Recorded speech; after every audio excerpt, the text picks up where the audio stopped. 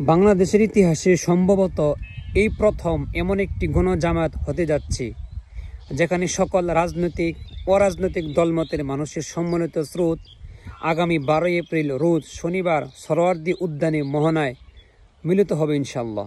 যেখানে অংশ নিচ্ছে বিএনপি, বাংলাদেশ জামাতে ইসলাম, এনসিপি, ইসলামী আন্দোলন বাংলাদেশ, এবি পার্টি, গণ অধিকার পরিষদ, হেফাজতে ইসলাম, জাতীয় দলের টিকেটার, অভিনেতা, তাবলিগ জামাত, আহলে হাদিস, হায়াতুল উলিয়া, বেফাকুল মাদারিস, দারুল নাজাত মাদ্রাসা, খেলাফত মজলিস, খেলাফত আন্দোলনের মতো রাজনৈতিক অরাজনৈতিক সংগঠনের পাশাপাশি বিভিন্ন বিশিষ্ট ব্যক্তিগণ যেমন বাইতুল মোকাররমের খতিব মাওলানা আব্দুল মালেক, আমাদের দেশের সম্পাদক মাহমুদুর রহমান, শায়েখ আহমদুল্লাহ, আল্লাহ মামুনুল হক, সৈয়দ মোহাম্মদ ফয়জুল করিম, আমদানি রহমান পার্থ, আব্দুল হাই মাহমুদ সাইফুল্লাহ, ডক্টর আবুল কালাম আজাদ বাসার, প্রফেসর মুখতার আহমেদ, টিকেটার মাহমুদুল্লাহ রিয়াদ, মাহমুদুল হাসান সোহাগ, আয়মান সাদিক, জাহিদুল ইসলাম, সাদিক ছাইমান, হাসানাত আবদুল্লাহ, আরজি কিবরিয়া, কবি মুহিব খান, লতিফুল ইসলাম শিল্পী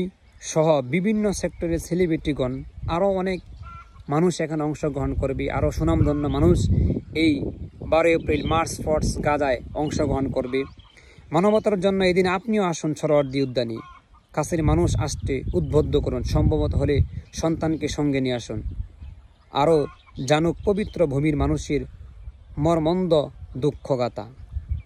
তাই এই ফিলিস্তিনি ভাইদের পাশে দাঁড়ানোর জন্য সবাইকে আগামী 12 এপ্রিল মার্চ ফোর্স গাজায় সরোয়ার্দী উদ্যানে সবাইকে একত্রিত হওয়ার জন্য আহ্বান জানাচ্ছি ইনশাআল্লাহ।